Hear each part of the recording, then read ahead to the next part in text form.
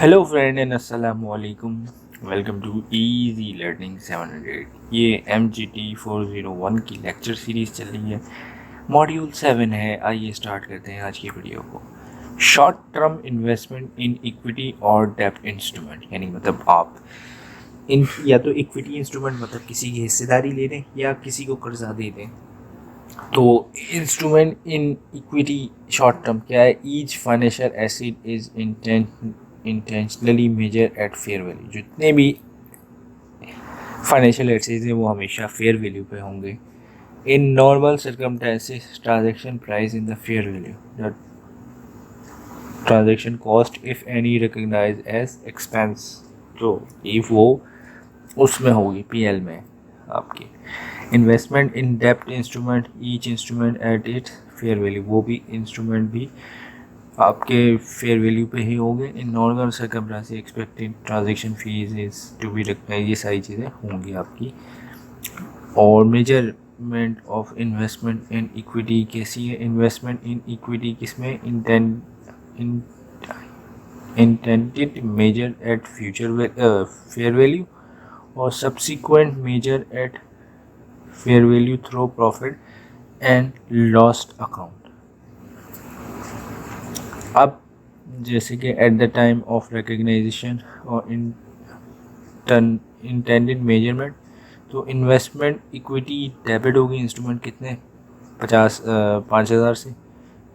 Cash in bank 5,000 से credit हो जाएगा। अब री measurement at the reporting, increase fair value बढ़ गई। क्या हुआ? उसकी जो 5,000 से आपने रिकॉर्ड किया था, लेकिन अब उसकी फेयर वैल्यू जो है वो बढ़ गई। तो उसको कैसे करेंगे? इन्वेस्टमेंट इन इक्विटी इंस्ट्रूमेंट कितना है? 1,000। और settlement of profit and loss account कितना है? वो भी 1,000 है। तो उससे क्रेडिट कर देंगे। अब री मेजरमेंट ऑफ डेट कम हो गई। जैसे आपने रिकॉर्ड की थी 6,000 से, यानी बढ़ गई, तो 5,400 पे आ गई। तो सेटलमेंट होगी आपकी, जाहिर सी बात है, प्रॉफिट एंड लॉस अकाउंट में 600 रुपये से डेबिट होगा और इन्वेस्टमेंट इन इक्विटी इंस्ट्रूमेंट वो 600 रुपये से क्रेडिट हो जाएगा। अब dividend income during the reporting period is recognised as an income for the appear. तो पीएनएल के अंदर डिविडेंड इनकम जो है वो आएगी। अब measurement of investment in equity कितनी है? सिंपल को जो है वो मेड करिए। इन्वेस्टमेंट कितने? 4 लाख रुपए से इन इक्विटी। और 1 अक्टूबर ट्रांजैक्शन कॉस्ट जो है वो उसकी 20,000 रुपये उसकी ब्रोकर चार्जेस है। On the reporting year 31 the fair value जो है वो 3,50,000 रुपये आ गई। अब जाहिर सी बात है कि कैश आपने इन्वेस्टमेंट डेबिट की और कैश जो है वो आपके कैश या बैंक जो है वो आपने क्रेडिट कर दिया। लेकिन 1 अक्टूबर को ट्रांजैक्शन कॉस्ट पे आपने दी, प्रॉफिट एंड लॉस अकाउंट से दिए और बैंक जो है वो आपने क्रेडिट कर दिया।